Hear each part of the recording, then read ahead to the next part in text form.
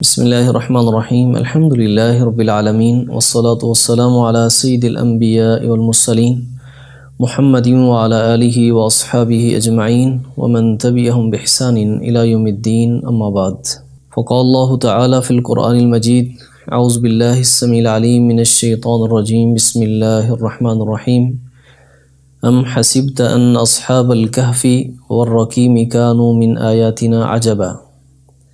حضرات گرامی سامعین محترم، کفار مکہ نے اہل کتاب کے کہنے پر نبی علیہ الصلوۃ والسلام کا امتحان لینے کے لیے سوال کیا، ان نوجوانوں کا کیا عجیب و غریب واقعہ ہے جنہوں نے غار میں پناہ لی تھی۔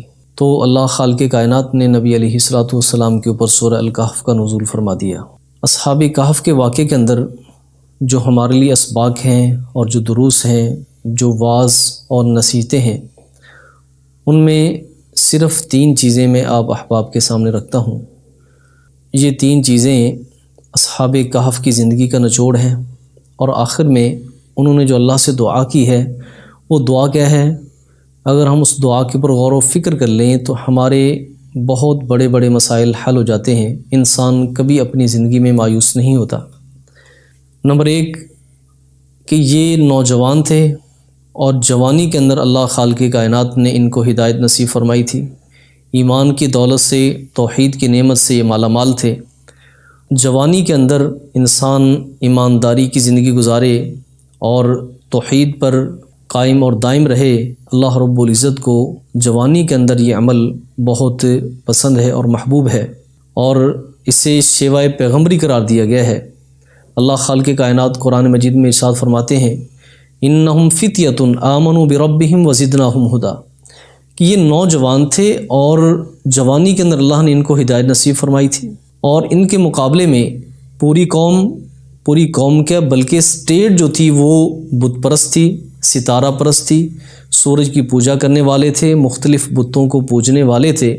تو اللہ رب العزت نے ان نوجوانوں کو، جن کی تعداد اللہ خالق کائنات نے نہیں بتائی کہ ان کی تعداد کتنی ہے، بلکہ فرما دیا کہ لوگ اس میں جانا وہ کیا سرائیاں کریں گے کہ ان کی تعداد کتنی تھی۔ آپ یوں سمجھ لیں کہ یہ مٹھی بھر ایک نوجوان تھے جو اس دور میں توحید پر قائم تھے، ایمان پر قائم تھے، جس دور میں ایک سٹیٹ کا جو مذہب تھا، ایک سٹیٹ کا جو دین بنا ہوا تھا وہ یہ تھا کہ بت پرستی ہے۔ اللہ خالق کائنات نے ان نوجوانوں کو ایمان کی نعمت عطا فرمائی۔ دنیا کی سب سے بڑی جو نعمت ہے اس کائنات میں اور آخرت میں بھی، وہ کیا ہے؟ ایمان ہے۔ ایمان ایک ایسے جوہر کا نام ہے کہ جسے اللہ خالق کائنات یہ نصیب فرما دیں، اس سے بڑھ کر پوری دنیا کے مال و متاع کو انسان اس سے عزیز نہیں سمجھتا، بلکہ ایمان ہی انسان کے لیے متاع عزیز ٹھہرتا ہے۔ حضرات گرامی، اللہ خالق کائنات فرماتے ہیں کہ ہم نے ان نوجوانوں کو ایمان نصیب فرمایا، وزدناہم ہدی، اور ہم نے ان کی ہدایت کو 4 چاند لگا دیے اور ان کے ایمان میں اضافہ فرما دیا۔ جب ان لوگوں نے ایمان کی حقیقت کو سمجھا، پھر دوسرا کام انہوں نے یہ کیا کہ اس ایمان پر، توحید پر کاربند ٹھہرے اور اس کو مضبوطی کے ساتھ انہوں نے پکڑ لیا۔ اللہ خالق کائنات فرماتے ہیں وَرَبَطْنَا عَلَىٰ قُلُوبِهِمْ إِذْ قَامُوا، جب اس مشن کو یہ لے کر یہ ایماندار نوجوان کھڑے ہوئے تو ہم نے ان کے دل کو مضبوط کر دیا۔ جو انسان اللہ سے استقامت مانگتا ہے تو اللہ خالق کائنات اس کو بے یار و مددگار نہیں چھوڑتے۔ جب یہ ایمان لے آئے، پھر اس پہ استقلال اور استقامت اختیار کی، پھر اس چیز کا ایک حصہ لازمی ہے کہ پھر انسان کو تکالیف جھیلنی پڑتی ہیں، انسان کو مصائب کا سامنا کرنا پڑتا ہے، انسان کو اپنوں سے واسطہ پڑتا ہے اور اپنے بیگانے ہو جاتے ہیں، اپنے دشمن بن جاتے ہیں۔ نبی علیہ الصلوۃ والسلام جب حضرت ورقہ بن نوفل رضی اللہ تعالیٰ عنہ کے پاس گئے تھے، جن کے پاس سابقہ کتابوں کا علم تھا، تو انہوں نے نبی علیہ الصلوۃ والسلام کو جو پیشین گوئی دی تھی وہ یہ تھی کہ کاش کہ میں اس وقت توانا ہوں، اس وقت میرے اعضاء کام کرتے ہوں، میری توانائیاں بحال ہوں، جب آپ کی قوم آپ کو نکال دے گی۔ تو نبی علیہ الصلوۃ والسلام نے بڑے تعجب سے پوچھا، اوا مخرجیہم، کیا وہ مجھے نکال دیں گے؟ یعنی جو اپنی امانتیں میرے پاس رکھتے ہیں، مجھے صادق و امین کہتے ہیں اور اپنے بچوں سے بڑھ کر مجھ سے پیار کرتے ہیں، کیا وہ مجھے اس مکہ کی بستی سے نکال دیں گے؟ تو فرمایا ہاں، جو شخص بھی اس مشن کو لے کر چلتا ہے اس کو اپنی قوم سے یہی جواب ملتا ہے کہ وہ قوم اس کی دشمن بن جاتی ہے اور آخر کار اسے وہ علاقہ چھوڑنا ہوتا ہے۔ تو ان نوجوانوں نے بھی جب استقامت اختیار کی اور پھر اپنے ایمان کو بچانے کے لیے انہوں نے ہجرت کی، اس کائنات میں ان کے لیے کوئی ٹھکانہ نہ تھا، آخر کار انہوں نے اللہ رب العزت کے دین کے اوپر عمل پیرا ہوتے ہوئے اور انبیاء کی سنت پہ عمل پیرا ہوتے ہوئے انہوں نے پھر اس بستی سے ہجرت کی۔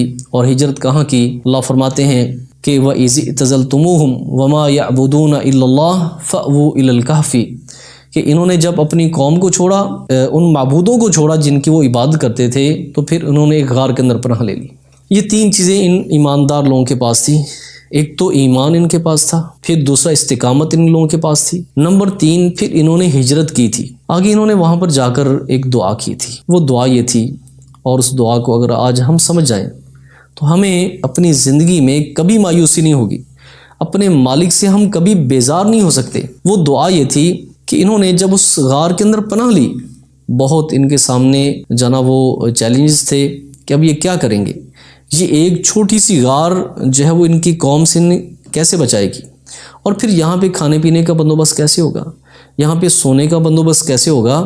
چلو 1 2 3 دن کا معاملہ ہو پھر تو جناب بات بن جاتی ہے، اگر پوری زندگی کا مسئلہ ہو اور پھر ہر طرف جسے کہہ لیں کہ پوری اسٹیٹ کے اندر ان لوگوں کے لیے کوئی جگہ نہ تھی سوائے اس غار کے، تو انہوں نے پھر اپنے مالک سے ایک دعا کی، فقالوا ربنا آتنا من لدنک رحمہ وہیئ لنا من امرنا رشدا۔ اور اس دعا کے اندر بھی 3 چیزیں، نمبر 1 کہ اللہ خالق کائنات کے لیے کوئی ایسا کام نہیں ہے جو ناممکنات میں سے ہو، بلکہ جب انسان اپنے مالک سے لگاؤ لگاتا ہے نا کہ میں اپنے مالک سے مانگ رہا ہوں، پھر انسان جو اس کے من میں آئے اعلیٰ سے اعلیٰ ترین چیز مانگے، دنیا والوں کی نظروں میں اگر وہ ناممکنات میں سے کوئی چیز ہے اپنے مالک سے مانگے، میرا مالک اس کو کر کے دکھا دے گا۔ اس لیے اللہ خالق کائنات نے تو فرمایا کہ ام حسبت ان اصحاب الکہف والرقیم کانوا من آیاتنا عجبا، کیا تم اصحاب کہف کو اور اصحاب رقیم کو ہماری تعجب والی نشانی سمجھتے ہو؟ یہ تمہارے لیے باعث تعجب ہو سکتے ہیں، ہمارے لیے باعث تعجب نہیں۔ ہم نے تو ایسے ایسے کام دنیا میں اور اس کائنات میں لوگوں کے سامنے رکھے ہیں جو دنیا والوں کی نظروں میں ناممکنات میں سے تھے، لیکن ہم نے اس کو کر کے دکھا دیا۔ حضرات گرامی، اگر اس کی تفصیل میں جایا جائے تو قرآن مجید کے اور انبیاء کی سیرت میں سے بہت ساری مثالیں ملتی ہیں کہ حضرت موسیٰ علیہ السلام جب بنی اسرائیل کو لے کر نکلے تھے تو اللہ نے تو صرف یہ حکم دیا تھا کہ ان اسری بعبادی انکم متبعون، کہ رات کے کچھ حصے میں میرے بندوں کو لے کر نکلو بس، اور یہ بھی میں بتا دوں کہ آپ کا پیچھا فرعون کرے گا۔ اب دیکھیے آگے موسیٰ علیہ السلام نے یہ نہیں پوچھا میرے مالک لے کر کہاں پہ جانا ہے، بس اللہ نے حکم دیا کہ لے کر نکلو۔ اللہ کے پیغمبر اپنی قوم کو لے کر نکل گئے، اور آگے دریا تھا، پیچھے فرعون کا لشکر تھا۔ تو جو ایک محدود نظر رکھنے والے ہوتے ہیں اللہ رب العزت کی ذات کے بارے میں، وہ کہنے لگے اے موسیٰ انا لمدرکون، ہم تو پکڑے جائیں گے، تو نے مروا دیا ہمیں کہ آگے سمندر ہے اور پیچھے کیا ہے، فرعون کا لشکر ہے۔ آگے جواب یہ دیا ان معی ربی سیہدین، کہ میرے ساتھ میرا رب ہے، وہ رستہ کوئی ضرور نکالے گا۔ اب اصحاب کہف نے بھی جب وہاں پہ پناہ لی تھی تو اپنے مالک سے یہ تمنا کرتے ہوئے کہ ہمارے مالک کے سامنے کوئی چیز ممکنات میں سے نہیں۔ حضرات گرامی، جب ہم اللہ سے مانگتے ہیں نا تو بہت چھوٹی چھوٹی چیزیں مانگتے ہیں، بہت مختصر چیزیں مانگتے ہیں، جو آسان ہماری نظروں میں ہوتے ہیں وہ مانگتے ہیں۔ یعنی اگر یہ بات آپ سمجھ لیں کہ شریعت نے ہمیں یہ کہا ہے کہ تم اللہ سے جب مانگو تو دنیا کے سب سے بڑے فقیر بن کے مانگو۔ کیوں؟ یا ایھا الناس انتم الفقراء الی اللہ، اے لوگو تم سب کے سب اللہ کی طرف کیا ہو، اللہ کے محتاج ہو، اور اللہ کے سامنے تم سارے کے سارے فقیر، کنگال اور کلاش ہو۔ تو انسان اس کیفیت میں اللہ سے مانگے کہ میں دنیا کا سب سے بڑا فقیر ہوں اور میں نے اللہ سے وہ چیز مانگنی جو سب سے اعلیٰ ترین چیز ہو۔ اس لیے نبی علیہ السلام نے فرمایا کہ جب تم اللہ سے جنت کا سوال کرو تو جنت الفردوس سے کم سوال نہ کیا کرو۔ اور جنت الفردوس کیا ہے؟ اعلی الجنہ، جنت کا سب سے بلند ترین مقام ہے، اس کے اوپر اللہ کا عرش ہے اور جنت کی تمام نہریں یہاں سے نکلتی ہیں۔ تو اس لیے اصحاب کہف نے بھی اس جذبے کے ساتھ اللہ سے مانگا، کیا چیز مانگی؟ کہ اللہ ہمیں تو بچا لے، ان کے شر سے بھی بچا لے، اور آئندہ کا جو رستہ ہے لاہ عمل وہ بھی ہمیں بتا دے۔ دوسری چیز، جب انسان کے مسائل بہت زیادہ ہوں، جب انسان کے سامنے مصائب بہت زیادہ ہوں اور انسان مختلف الجھنوں میں جو پڑا ہوا ہو، اب اللہ سے دعا کرنا چاہتا ہے میرے مالک میری یہ الجھن جو دور کر دے۔ اب ایک الجھن کیا، انسان کے سامنے تو ہزاروں الجھنیں ہیں، اب کس کس کا ذکر کرے، کس کس کی بات کرے، اور کون کون سی التجائیں اپنے مالک سے کرے، کیونکہ انسان کے مصائب بھی بہت زیادہ ہیں۔ اب دیکھیں اصحاب کہف نے جب غار میں پناہ لی تھی تو بہت سارے مسائل ان لوگوں کے سامنے تھے، انہوں نے ایک چیز اللہ سے مانگی، اور مجھے اور آپ کو مانگنے کا رنگ ڈھنگ بھی سکھا دیا۔ وہ یہ تھا کہ جب انسان کی مشاکل بہت زیادہ ہوں، مشکلات بہت زیادہ ہوں، اور انسان کے مصائب اور آلام بہت زیادہ ہوں، اور انسان مختلف مصائب میں، مختلف تنگیوں میں گرا ہوا ہو، تو پھر ہر چیز اللہ سے نہیں مانگنی چاہیے۔ ایک چیز مانگ لے انسان کو سب چیزیں مل جاتی ہیں، اور وہ چیز کیا ہے کہ انسان صرف اور صرف ایسے حالات میں اپنے رب کی خاص رحمت کا سوال کر لے۔ اصحاب کہف نے بھی یہ کیا، کہنے لگے ربنا آتنا من لدنک رحمہ، میرے مالک ایک رحمت تو تیری ہر ایک پہ ہوتی ہے، لیکن ہم تیری خاص رحمت کے سوالی ہیں کہ اپنی خاص رحمت ہمیں عطا فرما دے۔ آتنا من لدنک رحمہ، اپنی خاص عنایت، اپنی خاص رحمت ہمیں عطا کر دے۔ تو اصحاب کہف کے اس واقعے سے ہمیں پتہ ہی چلتا ہے کہ جب انسان کے مسائل بہت زیادہ ہوں، پھر اللہ سے ہر چیز نہیں مانگنی چاہیے، پھر اللہ سے صرف اس کی رحمت کا سوال کر لو۔ اگر اس کی رحمت مل گئی سمجھ لو سارے بیڑے پار ہو جائیں گے، ساری بگڑیاں بن جائیں گی، اور ہر قسم کے مسائل انسان کے حل ہو جائیں گے۔ اور آخری چیز جو دعا میں ہونی چاہیے، جو اصحاب کہف کی دعا سے ہمیں ملتی ہے، وہ یہ ہے کہ انسان جب اللہ سے مانگے نا تو اپنی دعا کو ادھورا نہ چھوڑے۔ وَحَيِّئْ لَنَا مِنْ أَمْرِنَا رَشَدًا، میرے مالک ہمارے اس معاملے میں مکمل رہنمائی ہماری فرما دے۔ یہ نہ ہو کہ یہ غار کا مسئلہ حل ہو جائے، اب آئندہ آنے والے جو مسائل ہیں، جو مشاکل ہیں، وہ کون حل کرے گا؟ میرے مالک ہمیں آپ ہماری انگلی سے پکڑ لیں اور ان مسائل سے ہمیں نکال دیں، اور ہماری زندگی کے آخری موڑ تک، اور اس مرحلے میں کامیابی کے آخری موڑ تک ہماری انگلی کو کبھی نہ چھوڑنا، ہمیں کامیاب اور کامران کر دے۔ یہ مطلب ہے وَحَيِّئْ لَنَا مِنْ أَمْرِنَا رَشَدًا۔ حضرات گرامی، وہ مالک جو 99 ماؤں سے بڑھ کر اپنے بندوں سے محبت کرنے والا، وہ بھلا اپنے ان بندوں کو کیسے بے یار و مددگار چھوڑ سکتا ہے؟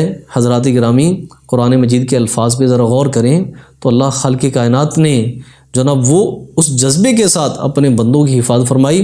اللہ فرماتے فَضَرَبْنَا عَلَىٰ آذَانِهِمْ فِي الْكَهْفِ سِنِينَ عَدَدًا، ہم نے کئی سال اپنے بندوں کو اس غار میں سلانے کے لیے ہم نے ان کے کانوں پہ تھپکی دینا شروع کر دی، جس طرح ماں اپنے بچے کو لوری دیتی ہے اور ساتھ ساتھ اس کو تھپکتی ہے کہ اپنے اس کے نرم و گداز جسم کے اوپر وہ ہاتھ مارتی ہے اور اس کو تھپکی دیتی ہے تاکہ یہ سو جائے اور اس کو راحت اور سکون کی نیند حاصل ہو جائے۔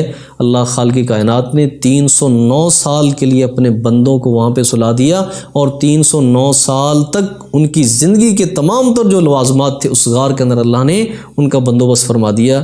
تو حضرات گرامی، اصحاب کہف کی زندگی سے ہمیں 3 سبق ملتے ہیں۔ نمبر 1، ایمان جو ہے انسان کی زندگی کا سب سے قیمتی سرمایہ ہے۔ نمبر 2، اس پہ استقامت ہونی چاہیے۔ نمبر 3، ایمان کی حفاظت کے لیے اگر انسان کو قربانی دینی پڑ جائے تو انسان قربانی دے دے۔ اور ان کی جو دعا ہے ان کے اندر بھی 3 چیزیں شامل ہیں۔ نمبر 1، جب اللہ سے مانگو تو پھر انسان تعجب نہ کرے، میں اپنے مالک سے کیا کیا مانگوں، پتہ نہیں وہ مجھے ملے گا کہ نہیں ملے گا۔ نہیں، اللہ سے مانگنا ہو اپنی حیثیت کو بھول جاؤ، اللہ کی حیثیت کو مد نظر رکھو اور اللہ سے سب سے اعلیٰ ترین چیز مانگو۔ نمبر 2، جب انسان کے مسائل بہت زیادہ ہوں، انسان کے مصائب بہت زیادہ ہوں، انسان کی مشکلات بے انتہا ہوں، تو پھر ہر ایک مشکل اپنے مالک کے سامنے انسان نہ رکھے، صرف اللہ کی رحمت کا سوال کر لے، اللہ خالق کائنات تمام مسائل کو حل فرما دیں گے۔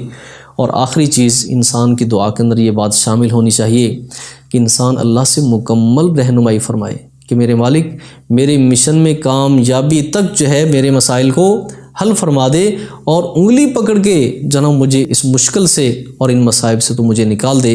اللہ سے دعا ہے کہ اللہ خالق کائنات مجھے اور آپ کو قرآن مجید سمجھنے کی توفیق نصیب فرمائے۔ سبحانک اللہم بحمدک، اشہد ان لا الہ الا انت، استغفرک و اتوب الیک۔ السلام علیکم ورحمۃ اللہ وبرکاتہ۔